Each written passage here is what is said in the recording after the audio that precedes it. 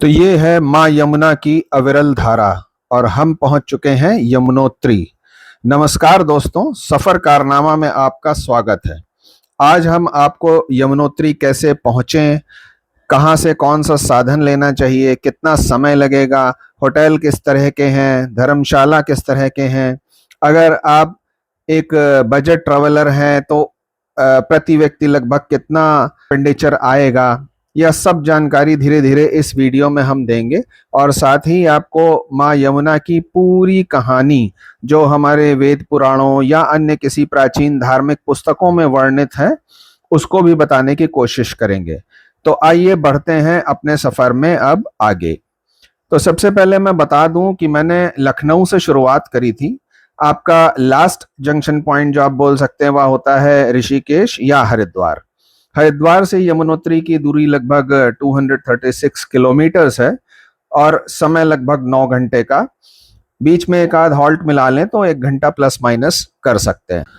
चार धाम यात्रा करने के लिए सभी यात्रियों को रजिस्ट्रेशन कराना अनिवार्य है, जो कि ऑफलाइन ऑनलाइन दोनों तरीकों से होता है। ऑनलाइन रजिस्ट्रेशन के लिए लिंक मैंने डिस्क्रिप्शन बॉक्स में दे दिया है, वहां से आप रेफर कर सकते हैं। अगर ऑनलाइन रजिस्ट्रेशन नहीं करा पाए या नहीं कर सकते हैं तो ऑफलाइन रजिस्ट्रेशंस भी होते हैं, फिर उनके लिए आपको हर एंट्री पॉइंट पे जब चेकिंग होती है। हमने अपनी यात्रा लखनऊ से शुरू करी थी।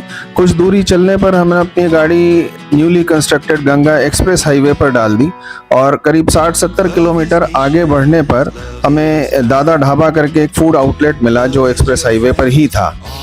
गाड़ी रोकने का खास कारण यहाँ पर यह था कि चूंकि गंगा एक्सप्रेस हाईवे एक न्यूली कंस्ट्रक्टेड हाईवे है तो हमने सोचा कि शायद आगे कोई और आउटलेट अभी बना हो, एस्टैब्लिश हो पाया हो या ना हो पाया हो, तो हमें लगा कि हम पहले यहीं रुककर थोड़ा सा रिफ्रेश होकर के फिर आगे बढ़ें। वहीं पे काउंटर्स हैं, वहाँ पे फिर आपको अप्लाई, क्योंकि एक्सप्रेस हाईवे पर आपको पता ही है कि 100-150 किलोमीटर बाद ही कुछ मिलता है, तो ऐसे चांसेस थे कि हो सकता है गंगा एक्सप्रेस हाईवे पर आगे कुछ ना भी हो, क्योंकि हम पहली बार इस हाईवे पर निकल रहे थे। और हमारा एक्सपीरियंस इस ढाबे के लिए ठीक ठाक सा रहा। ढाबा साफ़ सुथरा था, हाइजीन ओके टाइप्स था, मेन्यू में वैरायटी भी ठीक ठाक सी थी। थोड़ा बहुत रिफ़्रेशमेंट लेने के बाद हम अपनी यात्रा को कंटिन्यू करेंगे। यहाँ ढाबे से निकलकर हमारी गाड़ी फिर से गंगा एक्सप्रेस हाईवे की तरफ दौड़ पड़ी।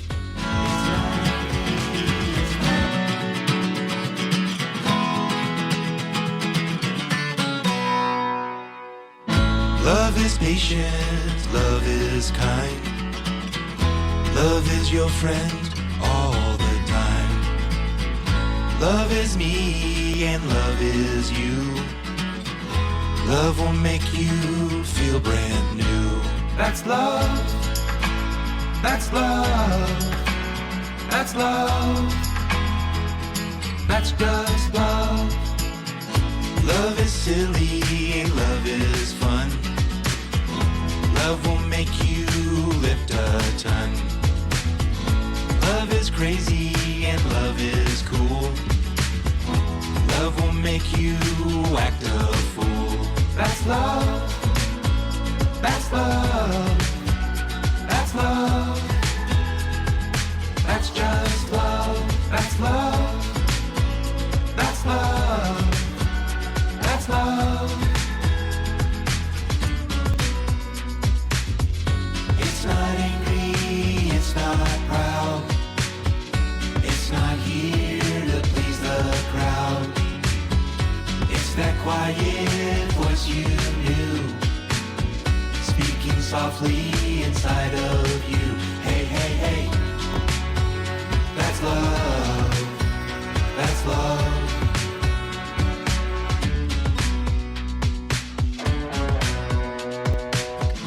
Love is joyous and love is bright. और जैसा कि आप देख सकते हैं, पहाड़ों और पहाड़ी रास्तों की खूबसूरती नज़र आना अब शुरू हो चुकी है। सीधा यमुनोत्री की तरफ हेड करते हुए ये पहाड़ी रास्ते, सुंदर सुंदर नज़ारे, पूरे रास्ते आपका मन लुभा लेंगे, यात्रा की थकान भी हल्की कर देंगे। धीरे धीरे टेम्परेचर भी थोड़ा सा अनुकूल लगना शुरू हो जाएगा। ऋषिकेश से चले हुए हमें लगभग 7 घंटे हो चुके हैं। हमने उत्तरकाशी क्रॉस कर लिया है, बरकोट क्रॉस कर लिया है। काफ़ी श्रद्धालु इन दोनों रास्तों में नाइट हॉल्ट भी लेते हैं, बट हमने तय किया था कि हम यमुनोत्री के बेस कैंप, जिसको धरसाली आप बोल सकते हैं, धरसाली गांव है जो जहां तक लास्ट हमारी गाड़ी या पब्लिक ट्रांसपोर्ट जाता है, वहां तक हम आज के आज ही कवर करेंगे।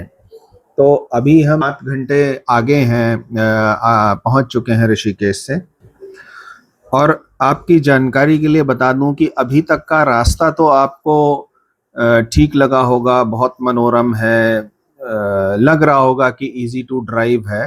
बट अगर आप एक अच्छे कुशल ड्राइवर हैं तो ही यमुनोत्री और ऐसे धामों पर आप अपनी पर्सनल कार लेकर के आइएगा, क्योंकि उत्तरकाशी तक रास्ता बहुत ही अच्छा है। लैंडस्लाइड्स रेयरली हमें मिले, और हम जिस समय ट्रेवल कर रहे हैं उस समय तक मानसून नहीं आया था इस एरिया में।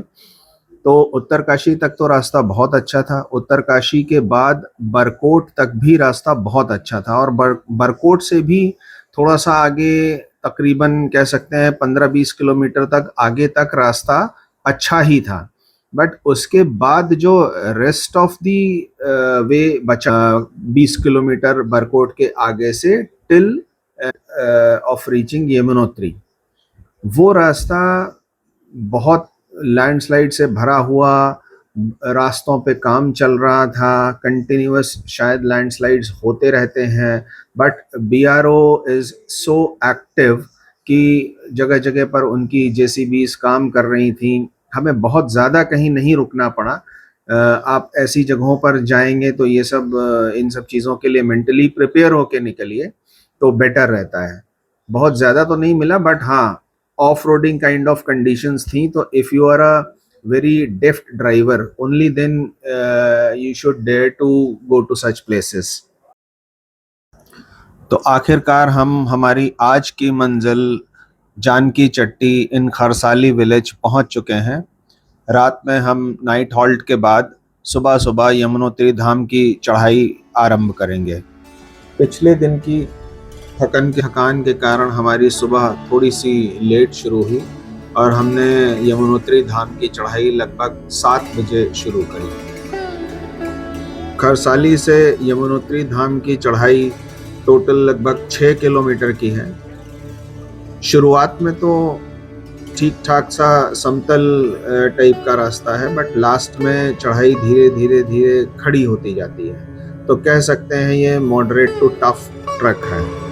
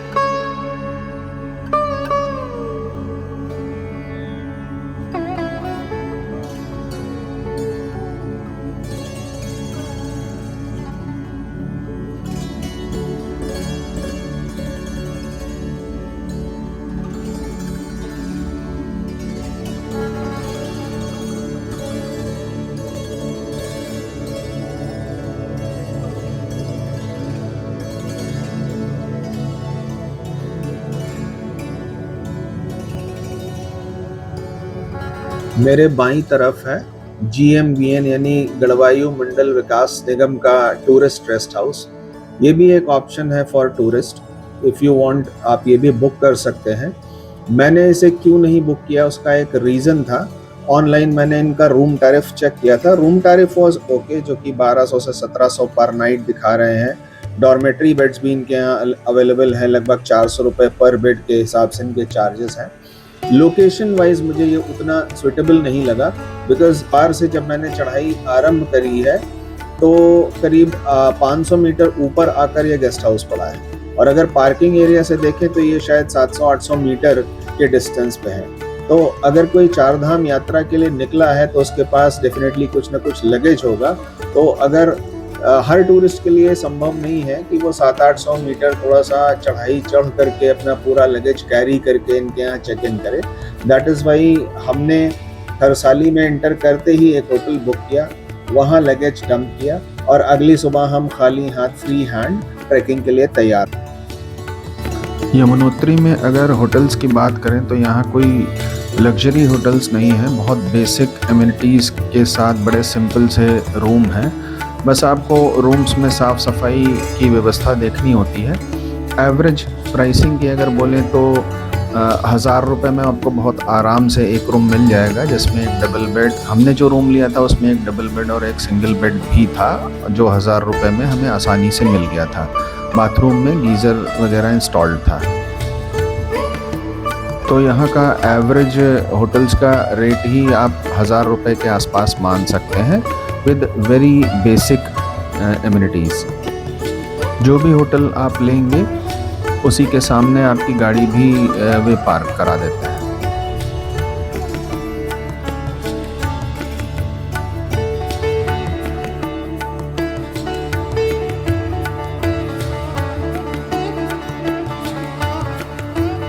तो फ्रेंड्स, सामने है यमुना द्वार। यहाँ से अब हमारा ट्रैक बचता है 5 किलोमीटर का।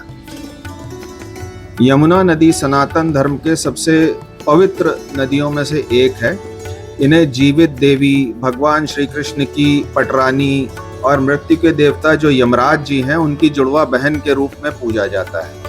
भौगोलिक दृष्टि से गंगा की यह सबसे लंबी सहायक नदी है, जो हिमालय में अपने स्टार्टिंग पॉइंट से लेकर प्रयागराज तक लगभग 1376 किलोमीटर की दूरी तय करती है।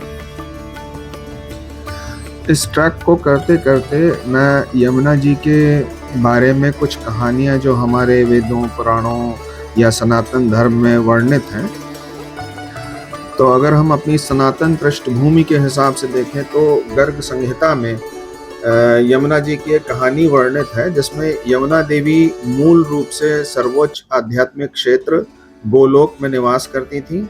वे सीधे श्री कृष्ण के बाएं कंधे से प्रकट हुई थी। जब द्वापर युग में भगवान कृष्ण राक्षसी शक्तियों का संहार करने के लिए पृथ्वी पर अवतरित होने की तैयारी कर रहे थे, तब यमुना जी ने उनके बिना जाने से मना कर दिया। कृष्ण के अनुरोध पर वे गोलोक से आकाश गंगाओं के रास्ते सुमेरु पर्वत पर उतरी। अंततः वे हिमालय से कालिंद पर्वत पर प्रकट हुई, जिसके कारण उनका एक नाम कालिंदी भी पड़ा। बादलों की देवी संज्ञा और सूर्य देव की पुत्री है यमुना। यमराज जो न्याय और मृत्यु के देवता हैं, उनकी जुड़वा बहन के रूप में पैदा हुई थी यमुना जी।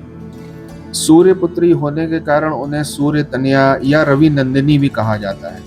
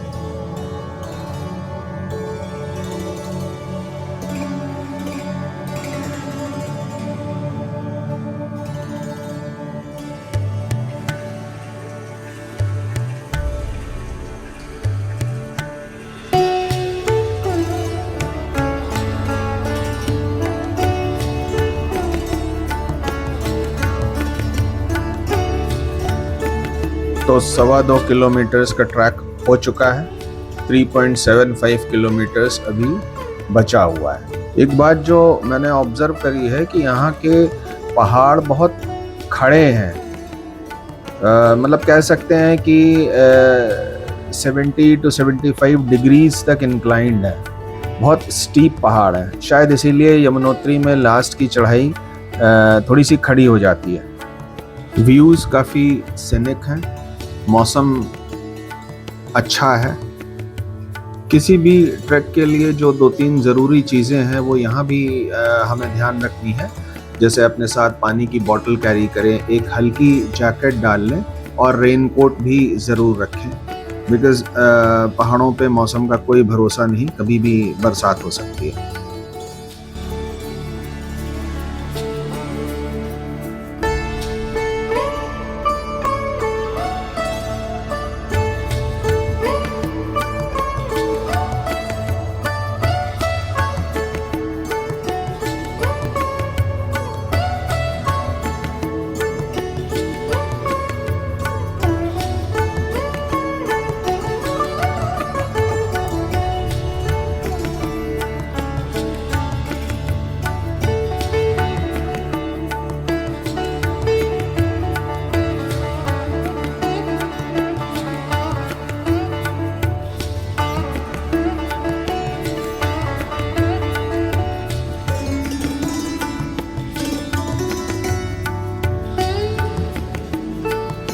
कहते हैं अपनी ब्रज यात्रा के दौरान कृष्ण जी के बड़े भाई बलराम जी जब स्नान करना चाहते थे तो बहुत थक गए थे।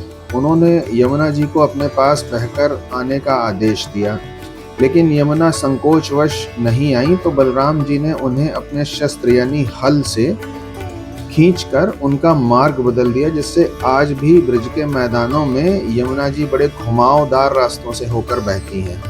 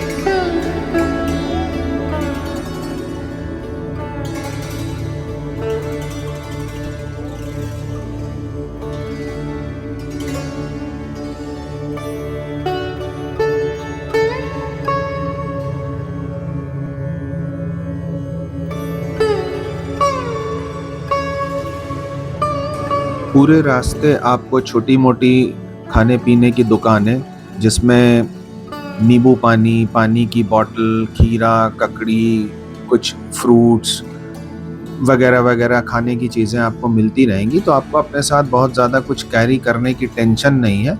आप खाली हाथ भी ऊपर चढ़ाई शुरू कर सकते हैं। रास्ते भर खाने पीने की दुकानों की कोई कमी नहीं है।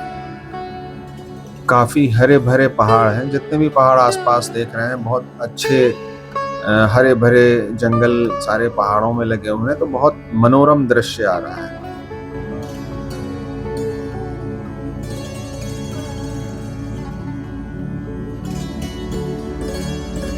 सामने वाले झरने पर जरा नजर डालिए, कितनी ऊंचाई से गिर रहा है। कैमरा से कवर करने के चक्कर में मैंने अपने हाथ पूरे ऊंचे कर दिए। बिल्कुल खड़ा पहाड़ है, जैसे मैंने बताया था आपको पहले भी, और ये झरना ऊपर पहाड़ के टॉप पर से गिरता हुआ सीधे नीचे, बहुत नीचे, बहुत लंबा झरना था।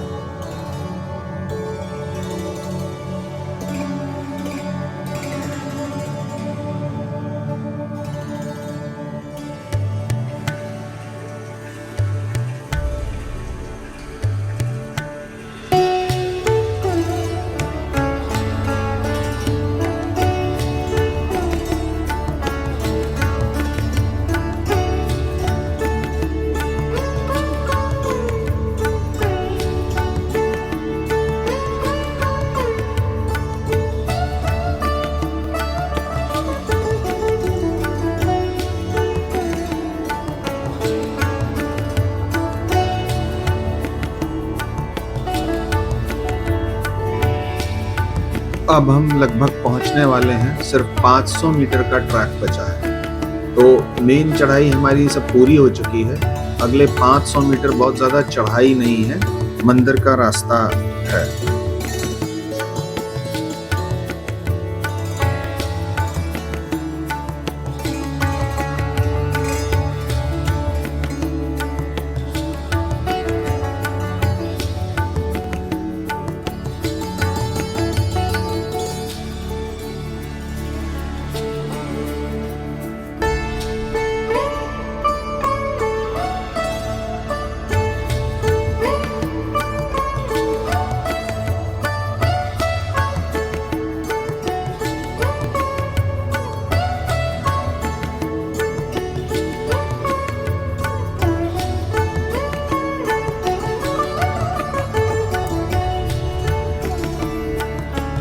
बस अब हम यमुनोत्री धाम के बहुत निकट पहुंच चुके हैं और मंदिर प्रांगण में हमारा प्रवेश शायद होने ही वाला है। कुछ दूरी तक शेड्स लगाए हुए हैं।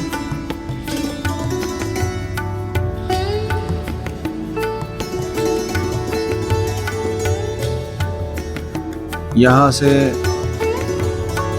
चलते हुए आगे एक ब्रिज सा दिख रहा है, उसे पार कर हम दूसरे पहाड़ पर शायद जाएंगे, वहां पर मंदिर स्थित है।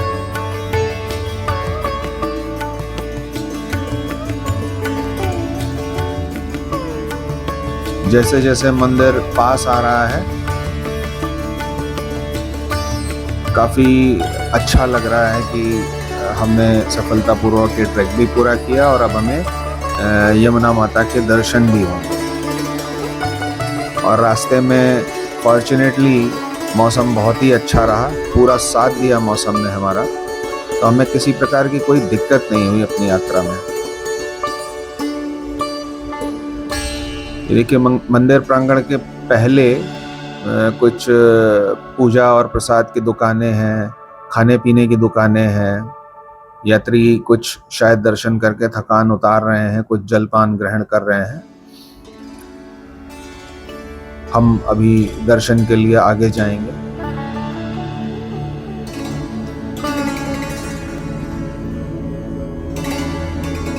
और ये वो लोहे का ब्रिज है जिसको पार करने के जस्ट बाद ही यमुनोत्री धाम का मंदिर स्थित है।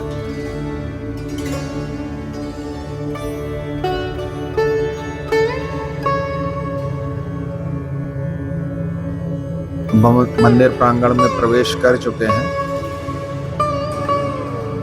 यहाँ अपने जूते चप्पल वगैरह आप स्टैंड पे जमा करा सकते हैं।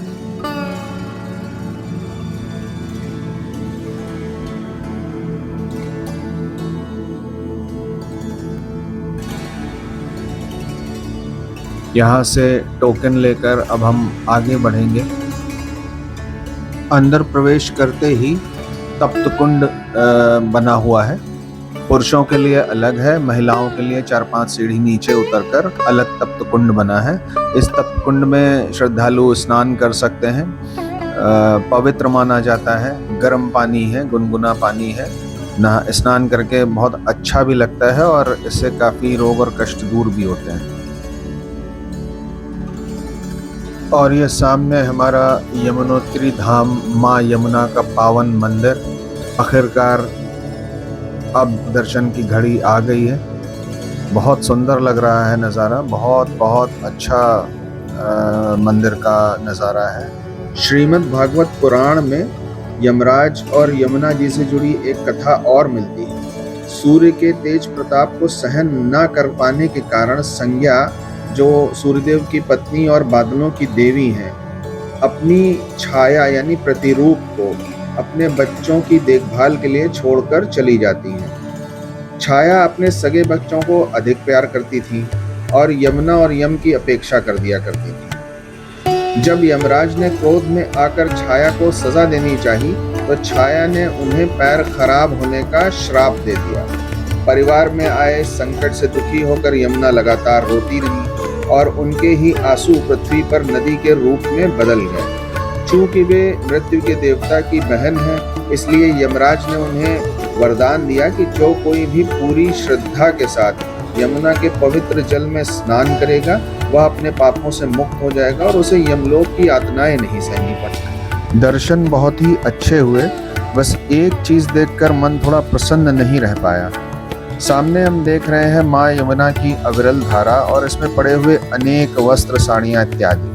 पूछने पर पता चला कि ऐसी प्रथा है कि यमुना जी को भक्त साड़ी चढ़ाते हैं। मेरा यहाँ की मंदिर प्रबंधन समिति से निवेदन है कि वो ऐसी व्यवस्था सुनिश्चित करें कि इन चढ़ी हुई साड़ियों का उचित निस्तारण हो सके और भक्तगण उन्हें ऐसे ही पानी या जल में छोड़कर ना जा सके। जय माँ यमुने। Thanks for watching. Please like, comment and share with your near and dear ones who are planning to visit Yamunotri.